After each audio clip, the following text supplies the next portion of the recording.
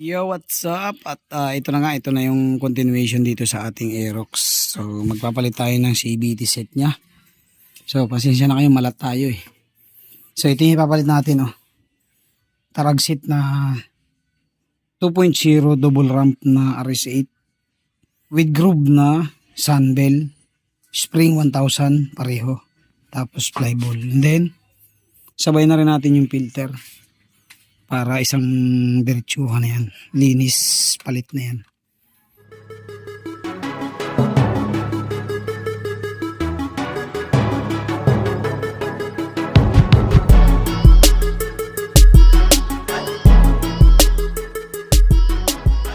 So, baklasin na natin yung kanyang CBT.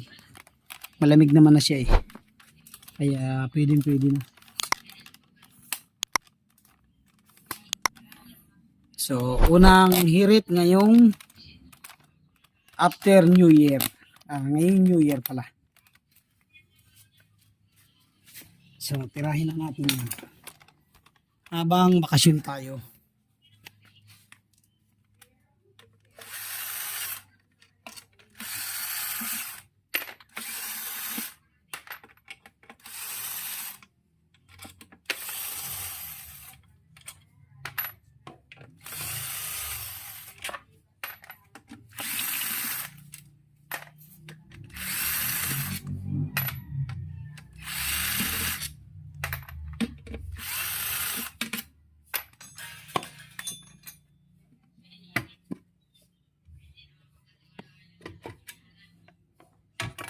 Okay. So, malinis pa kasi kakalinis ko lang nito. Ano ba natin nalinis? October? November? November yata. So, konting buga-buga lang to. So, ang main purpose lang kasi namin talaga dito ay palit CBT. Kaya napansin nyo, wala pa masyadong alikabok.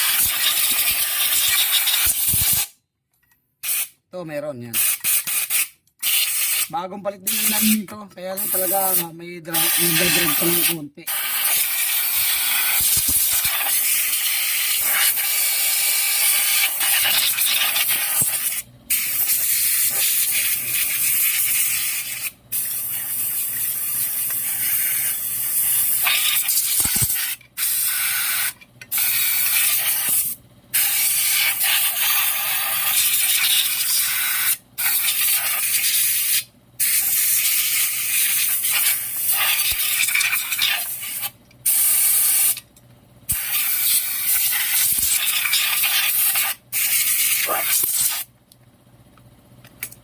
Okay.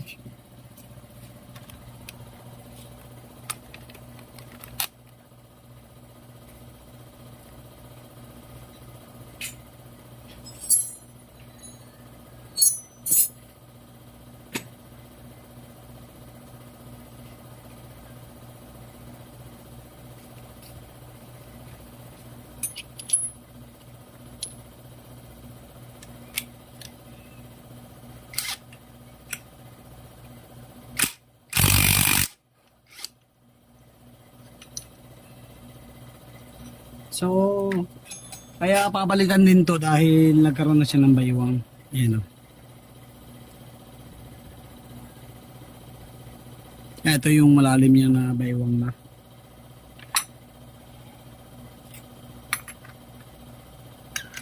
Tapos dito naman sa pulley, ayan yung pinakadulo. Ito rin yan. Malalim na rin. Pero dito sa gitna naman wala. So, ibig sabihin, talagang lagi nag-high speed to kaya ganito. Ibabaw na yung bumigay. So sa bula naman, palit na rin naman tong bula kasi stock to eh. Yung bula niya, bilog pa naman oh.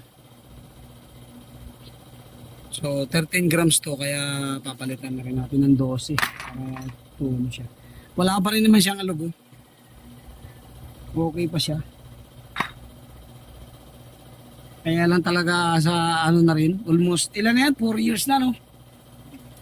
4 years ulit na. Hindi na masama na magpalit, na mag-upgrade kasi 4 years na nagamit yung stock eh. So regular maintenance ito. talagang ano to, sumusunod sa regular maintenance. So, ang problema namin dito din itong bell kasi yung bell niya is stuck. So, kahit nagpalit kami ng sun, may konti pang dragging. Kaya papalitan namin ng RS8 na may groove para mas suwabe ang kapit. So, ito kasi naka sun na lining. Pansinin nyo yung lining niya, oh. Bagong bago pa, hindi pa sumasagad halos, oh. Ayan, tin mo. Hindi pa sumasagad, kunti pa lang ang nababawas kasi isang buwan pa lang itong mahigit eh.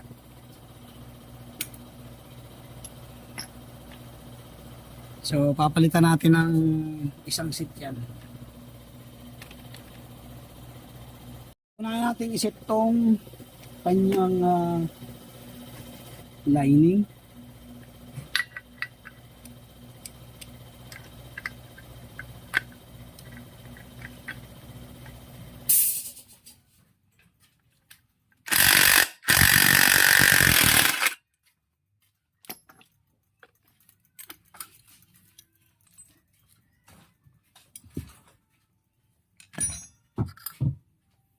Palitan natin ng spring. Ipapalit natin yung 1000 RPM na sun. At saka yung clutch niya. So, linisan muna natin. Okay, nalinisan na natin. Set up pa natin ng Aerox 1000 na sun.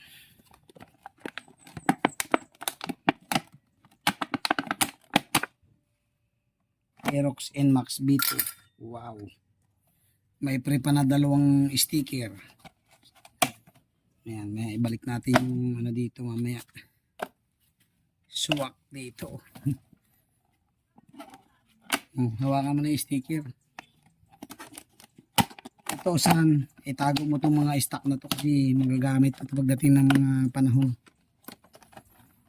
So pag kayo magpapapalit ng mga stock mga kaduwit, lalo na yung mga spring, itago nyo kasi pwede nyo gamitin yan pag ayaw nyo na nung upgraded na spring. So dito palitan na rin natin ng 1000 na clutch spring.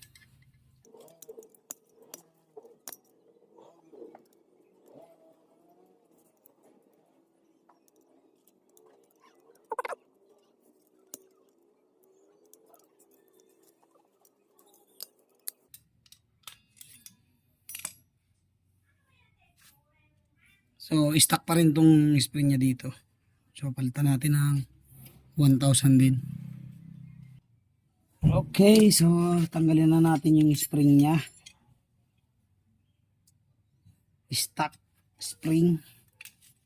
So ganyan kalambot ang stock, oh. Oh, ginanyan mo siya, oh, lambot. So talagang ano siya, konting piga lang arangkada na agad. Ay! So okay pa naman ang laro.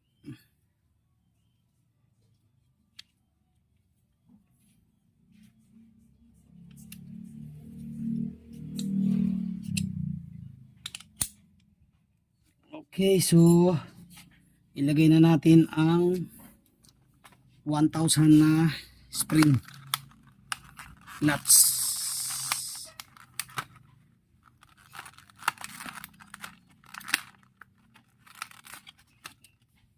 So mayroon na naman. Kaya lang parang ordinary lang. So itong mga spring niya, balik natin dito para souvenir niya. Pwede niyang iuwi. So the best talaga din to mga kadawit itong quality ng sun. Pagdating sa spring, ang suggested ko pag sa clutch spring JBT or sun. Ayan, ayos yan, napakaganda niyan.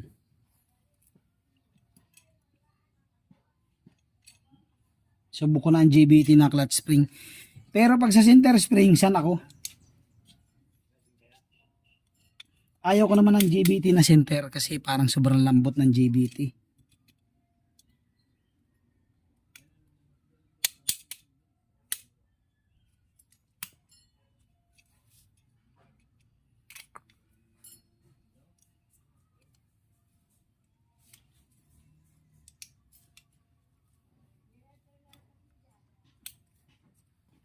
Okay, oh.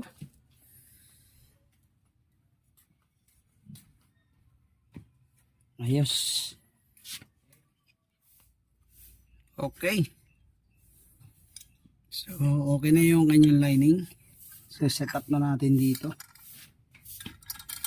So, wala namang baliktaran dito. Wala rin siyang cover unlike na mga M3. Okay, diretso na yan. Isang set na sana siya sa lining, clutch spring at saka center spring. Ito na mga kadawit. Tapos na ang sun. Tapos ito ikakabit natin bell, Aerox 155 power groove bell.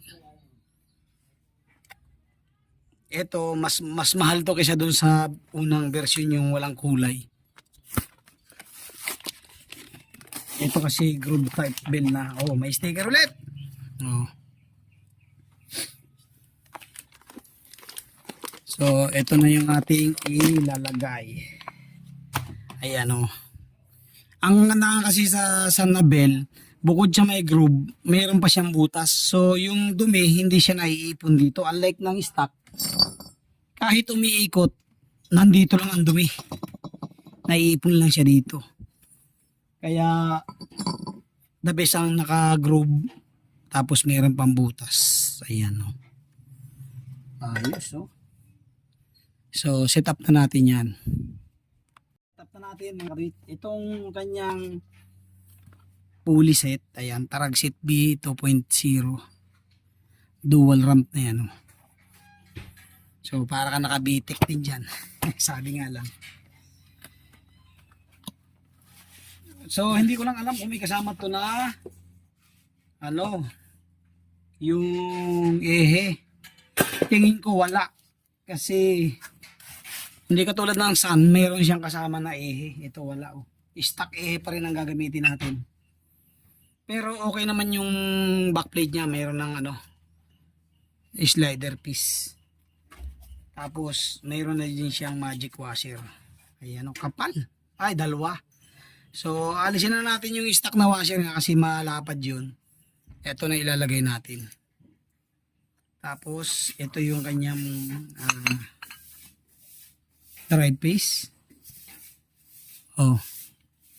So, hindi ko lang alam kung may kakabit pa rin natin yung washer dito na makapal.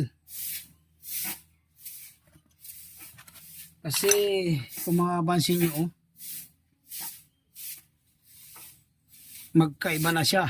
So malamang yung isang washer dito mabubunta sa labas. Tingnan natin ha.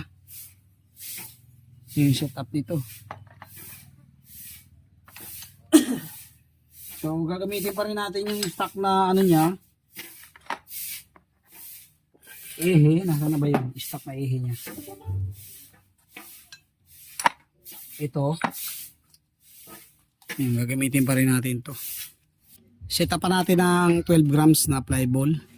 So, dito kasi sa kanyang setup na nakalagay, ayan.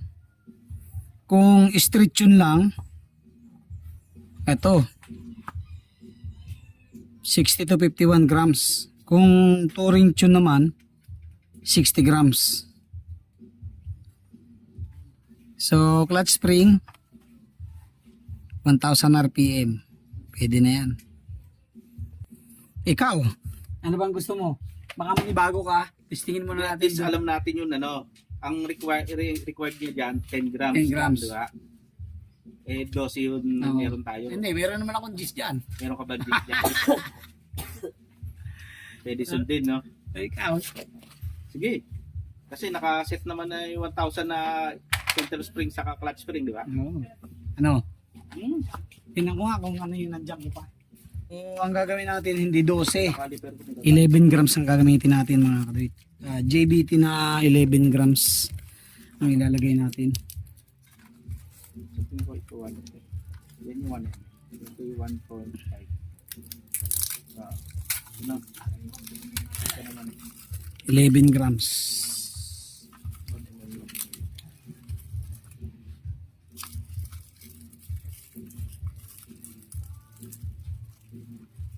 Ay, ako.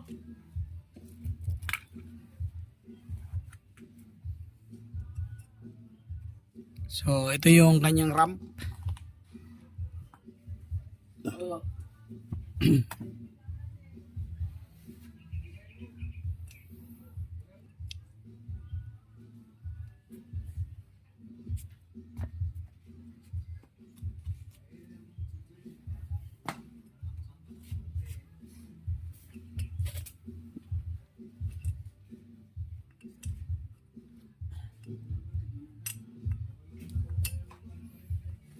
Okay.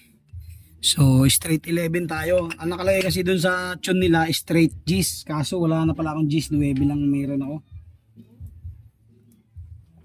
Kaya, tanong natin, syempre may ari ang gusto niya, ano na lang, straight 11 na lang. Para hindi rin mabigla. Baka naman sobrang, sobrang RPM nun.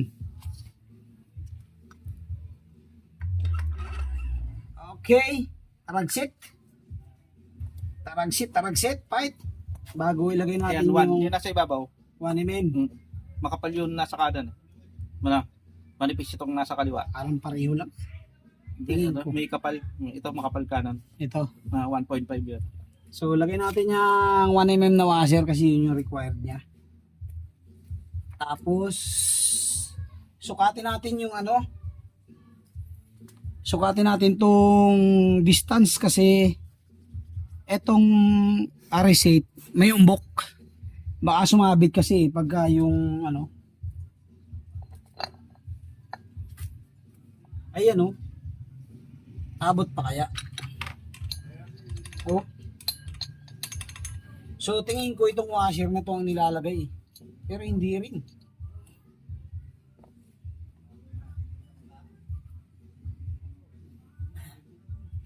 Ayan luwag.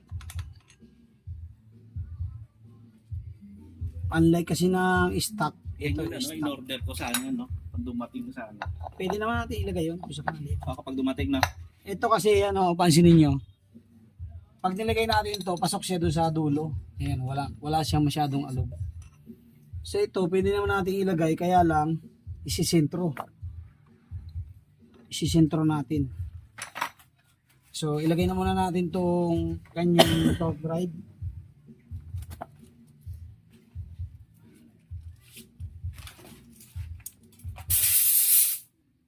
Bago rito, di ba? Isang bago ba to? Wala pa, gulang mo. May kami nga tayo.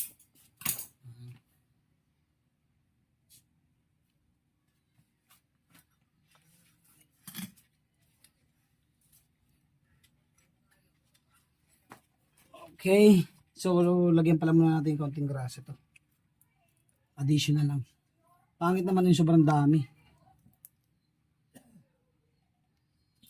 Kasi, tumatapon din lang pag sobrang dami.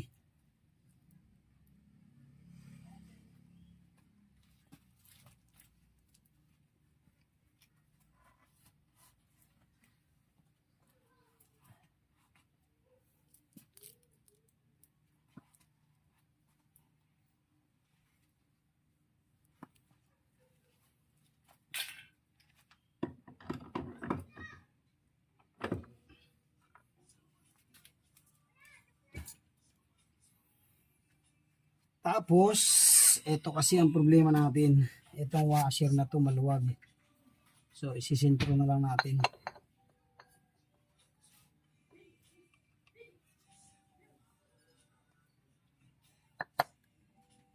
Pero parang ang kapal irap.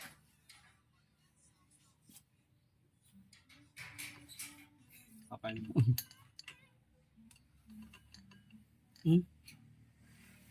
So, kasi nakaano na eh. Nakaumbok na siya. Extended na kasi yun. Lagyan na lang tayo manipis. Ayun. Tingin mo. Pwede. O itong Magkano? medyo makapal.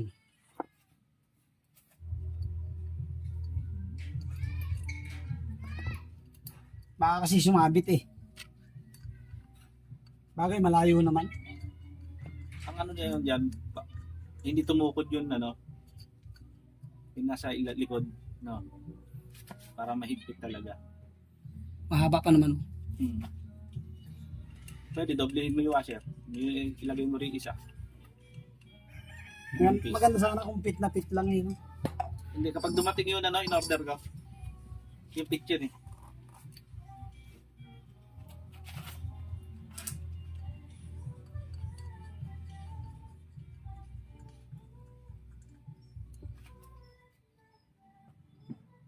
Baka dumating nga ngayon yun, di bukas, papaano ko na.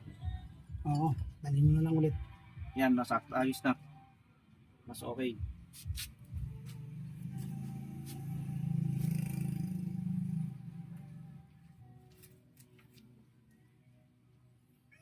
Parang hindi ako satisfied.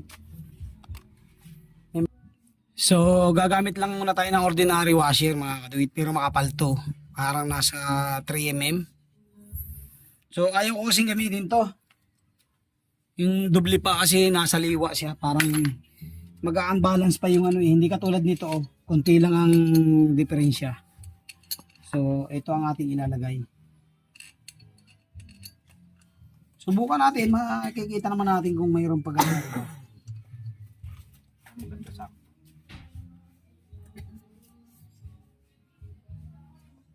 Pag sumayad,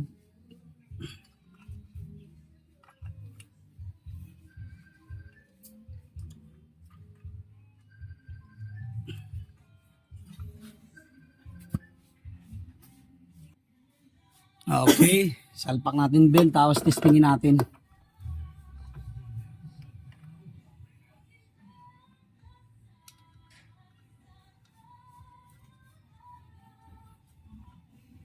So dito naman wala namang washer. Sakto lang yan.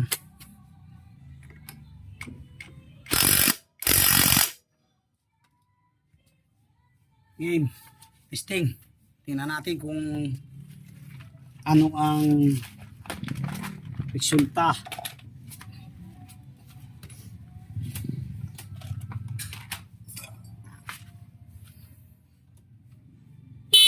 Ay, busina yun. Pati ikaw, nalito.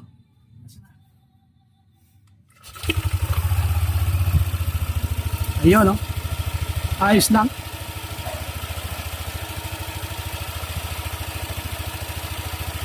Oh, yung isa, palitan natin. Yung washer. Medyo may pagpag, oh. ayun talaga. Oh. Palitan natin. Yung isa.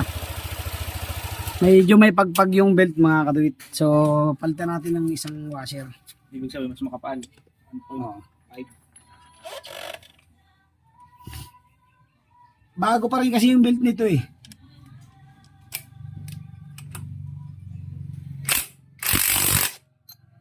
So, hindi naman siya ano.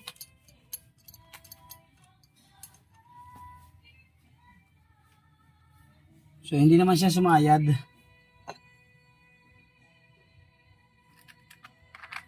So, palit natin to. Medyo makapal daw to. Yung isa na to. Oo nga. Hindi, mga 1.2 siguro to. Mga ganun. 1.2 lang.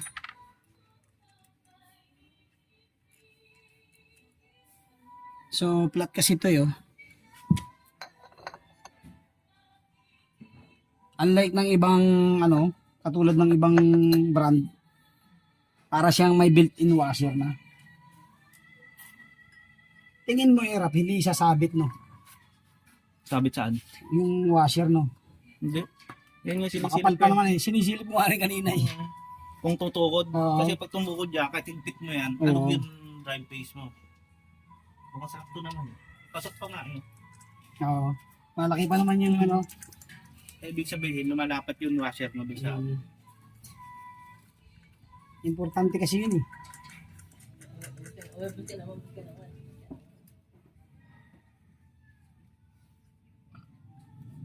Sa mararamdaman mo yan kapag inalog mo yung drive pace, walang alog. Oo.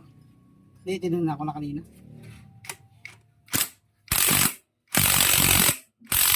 Yun, kumantay.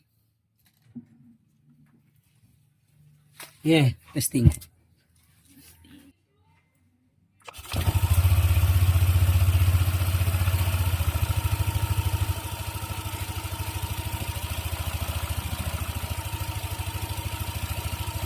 Mas malakas. Mas maganda yung isa. Oo. Kaya patay.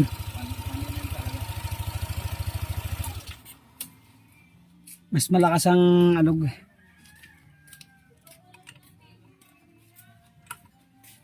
O kasi 1 point. Mas ano, bumuka. Hindi, kumbaga, Hindi siya kapit, maluwag yung belt. hindi ito. Yun nga. Mas maluwag to. Yun nga, gumanon eh. Kasi makapal yan eh. Oo. Kumbaga, lumog yung belt. Mm. Hindi masyadong naipit. Yo. Ayan, may ipit niya na ngayon yan. Mas manipis eh.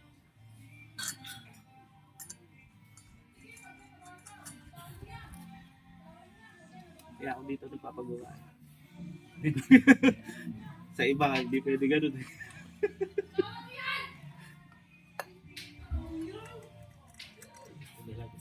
Oo, kasi kapag kinabit ng mekaniko, matatanong mo ko kaya ano mas maganda, gano'n, gano'n. May iya ka na. Oo, oo. At dito, oo.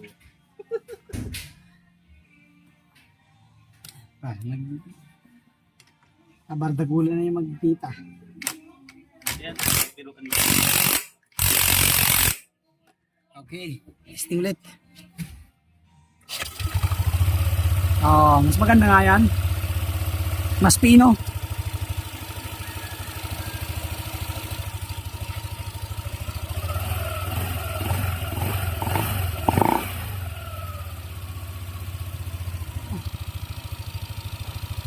So, yan na nga muna, 1mm.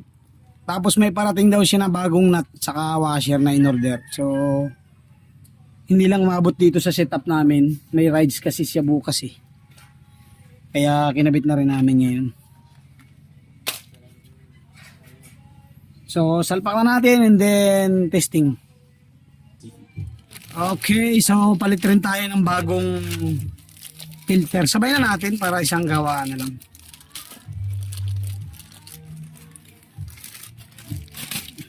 Kahit once a year dapat magpalit kayo nito.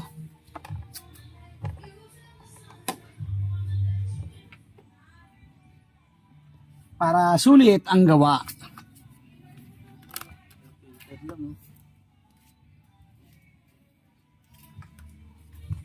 Hindi pala nakakapag-video dun sa ano, naka-post? fully set.